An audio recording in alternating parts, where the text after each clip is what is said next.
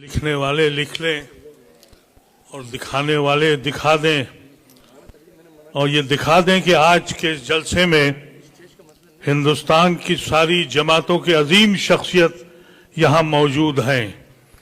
एक सोए हुए शेर को जगाया है तुमने, एक कौम जो सोई हुई थी उसको जगा दिया है। शुक्रिया मोदी साहब। ये कम इख्तिलाफ होते हैं जो ये आपके सामने हजरात बैठे हैं। आप देखिए इन हजरात को, मुख्तलिफ जमातों को रिप्रेजेंट करते हैं, मुख्तलिफ पार्टियों को रिप्रेजेंट करते हैं। हिंदुस्तान में जितने हमले हुए सब हमने बर्दाश्त किया। यहां 10-11 साल से एक तमाशा था, कभी इधर धुआं उठा, कभी उधर धुआं उठा, कभी एक बच्चा लिंच हुआ, कभी किसी का घर जला, कहीं बर्बाद चला। हम चुप रहे और खामोश रहे। लेकिन ये दीन का मसला आ गया, हमारे मसाजिदों का मसला आ गया, हमारे कब्रिस्तानों का मसला आ गया। शुक्र है और एहसान है पर्सनल लॉ बोर्ड का, उसने आवाज लगाई और बरवक्त आवाज लगाई। हिंदुस्तान की सोई हुई कौम, उसको एहसास हुआ अगर हमारा दीन नहीं तो हमारी दुनिया में वजूद का कोई मानी भी नहीं है। हमने बड़े बड़े मजालिम देखे हैं। मोदी और उनकी सरकार का मकसद क्या है वो अंदाजा कर लें हमसे। हम हिंदुस्तान में वाहिद लोग हैं जो हमेशा हमने झंडे को अपनाया, इस हिंदुस्तान की अजमत को अपनाया, अपने खून को बांटा और फिर हिंदुस्तान की सांझी विरासत को अपनाया। तुम रोज हमारे साथ ये करते हो। एक बात मैं बावर कर दूं आपसे, सुप्रीम कोर्ट में जो 2 मसाइल अटके हुए हैं जिस पे 5 तारीख को मसला है, पूरे पार्लियामेंट के अंदर एक एक मेंबर कहता रहा कि यह गैर कानूनी है, खुदारा इसको मत लाइए। लेकिन अपनी अक्सरियत के जोम में वो ले आए। सुप्रीम कोर्ट यकीनी तौर पर अगर उसकी को अपनी अजमत कायम रखना है, वो मुहाफिज है हिंदुस्तान के आइन का, तो वो ये 2 या 3 मसले जिस पे आज रुका बहस है वो इंशाअल्लाह उस पे स्टे लगेगा। लेकिन ये मत समझिएगा कि आपकी बचत हो गई है। पूरा का पूरा कानून नाकिस है। बहुत सी चीजें ऐसी हैं जो आप सोच भी नहीं सकते। कह दिया कि 12 साल से ज्यादा जिसका कब्जा है वो उसी का हो जाएगा।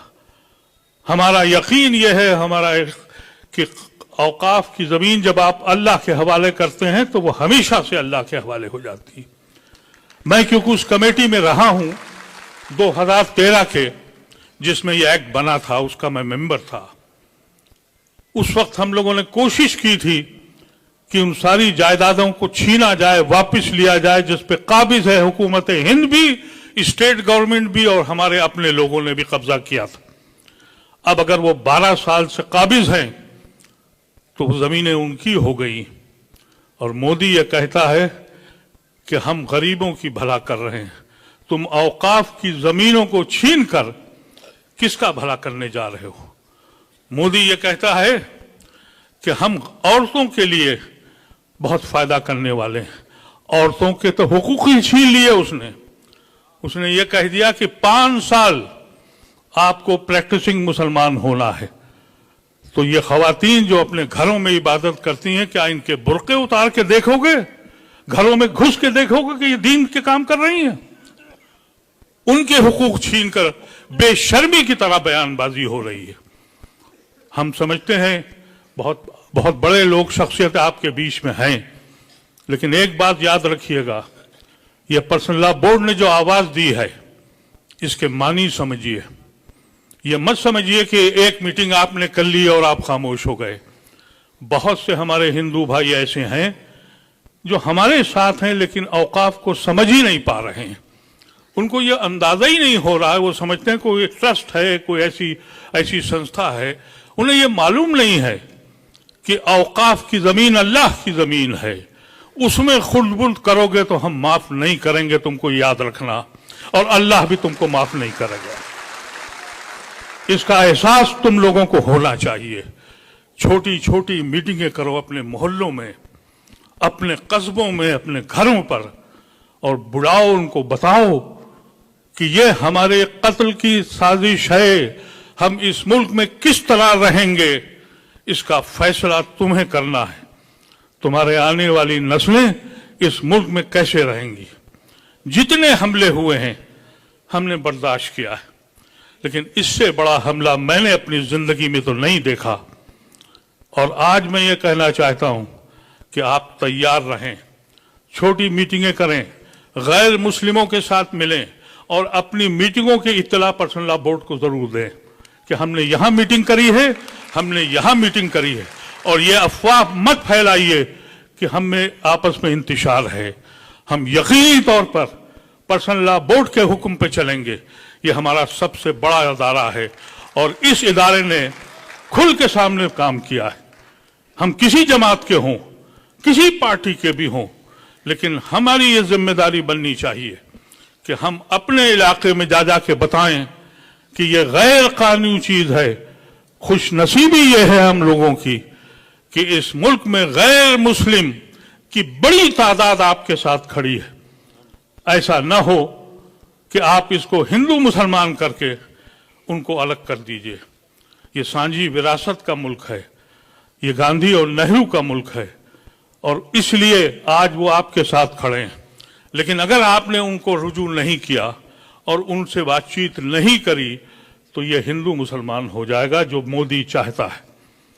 इसको आपको बहुत एहतियात के साथ काम करना है। ये बताना है आपको कि ये आईन का मसला है और हमारा ताल्लुक इस मुल्क के आईन से है। हमने जुना को इसीलिए ठुकराया था कि हम मुस्लिम मुल्क में नहीं रहना चाहते थे। हमने लियाकत अली खान को इसीलिए ठुकराया था। हमने नेहरू और गांधी और आजाद को अपनाया था इस संविधान के लिए। हम जुड़े हैं इस संविधान से और अगर इस संविधान को तोड़ देंगे तो हमारे इस लिखने वाले लिख लें और जिसको कहना है वो समझ लें। हम अपने सबसे आगे आपके साथ घूम देंगे, लेकिन हिंदू भाइयों को जरूर बताइए ये सियासी बिल है, कतन सियासी बिल है। हुकूमत जो भी फैसले करेगी आप ये मत समझिए कि एक्ट के बाद सारे मसाइल हल हो जाएंगे। नहीं मेरे अजीजों, नहीं होंगे। ये लड़ाई बहुत जोर लड़नी पड़ेगी, बहुत लंबी लड़ाई है। जब तक कि ऐसे लोगों को आप हुकूमत से बाहर नहीं फेंकेंगे आप महफूज नहीं हैं। तैयारी करिए कि हिंदुस्तान के सारे जेल छोटे पड़ जाएं, वहां जगह न रहे। हमारे ऐसे ये सारे हजरात, इन्होंने पर्सनल लॉ बोर्ड की मीटिंग में ये बात कही थी, मैं उसमें था मौजूद। सदर मौसूफ ने कहा था कि अगर जेल जाना पड़ा तो जाऊंगा। सेक्रेटरी जनरल ने कहा था जेल जाऊंगा। अगर ये जाते हैं तो मेरा ऐसा मामूली इंसान भी अपनी आखिरी सांसें जेल में उतारने के लिए तैयार है। आप तैयार हैं? बता दें हिंदुस्तान के लोगों को कि खोई हुई कौम को हाथ छेड़ो मत करो, हमको इतना परेशान मत करो। हम इस मुल्क में इसलिए आए थे कि इस मुल्क को हम ऐसे बनाएंगे जिसका ख्वाब हमारे बुजुर्गों ने देखा था। हम इन अल्फाज के साथ हम गुजारिश करते हैं आप हजरात से कि ये सिर्फ जलसा समझ के मत चले जाइएगा, पैगाम लेके जाइएगा जो पर्सनल लॉ बोर्ड आपको पैगाम देगा। और जो बात मैंने आपसे कही है, एक एक आदमी से अगर टैक्सी पे बैठिए तो टैक्सी वाले को समझाइए। मैं अभी टैक्सी से आया हूं, टैक्सी वाले को समझाता हुआ आया हूं, गैर मुस्लिम था। और जहां भी आप जाएं उससे बताएं कि ये कैसी जालिम हुकूमत है जो हिंदुस्तान को लम्हे लम्हे किस्तों में तोड़ रही है, किस्तों में तोड़ रही है। इस मुल्क को हम टूटने नहीं देंगे। वाखिर दवाना अल्हम्दुलिल्लाह रब्बिल आलमीन।